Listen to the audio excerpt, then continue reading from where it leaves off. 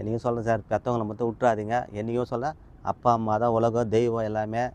ஏன் சொல்கிறீங்களா, பணம் நிறையா சம்பாதிச்சு சேர்த்து வச்சுட்டு கூட பணத்தை கோடி கோடியாக சேர்த்து வச்சுருப்பாங்க. ஆணவம் அகம்பாவம் நிறையா இருக்கும். அவங்களாம் போய் பாருங்கள்.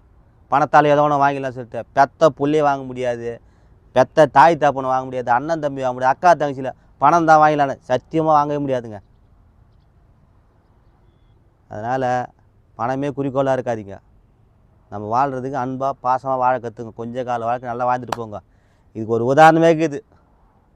அதாவது நம்ம பிறக்கிற டேட்டு தெரியும் எல்லாருக்கும், நம்ம பிறந்த டேட்டு. ஆனால் நான் இறக்க போகிற டேட்டு யாருக்குமே தெரிய போகிறதில்ல.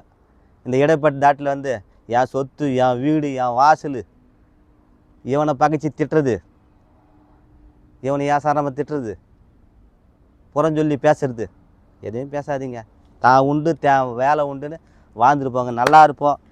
எண்ணம் போல் வாழ்க்கை சார். இந்த சேனலை கமெண்ட் பண்ணுங்கள், ஷேர் பண்ணுங்கள், லைக் பண்ணுங்கள், ஆல் பெல்ல கிளிக் பண்ணுங்கள். புதுசாக வீடியோ பார்க்குற சேனலை சப்ஸ்கிரைப் பண்ணாதான் இந்த வீடியோ லைவாக வரும். டீசல் பெட்ரோல் நீங்கள் வர்றீங்க, நான் தர்றேங்க. நன்றி, வணக்கம்.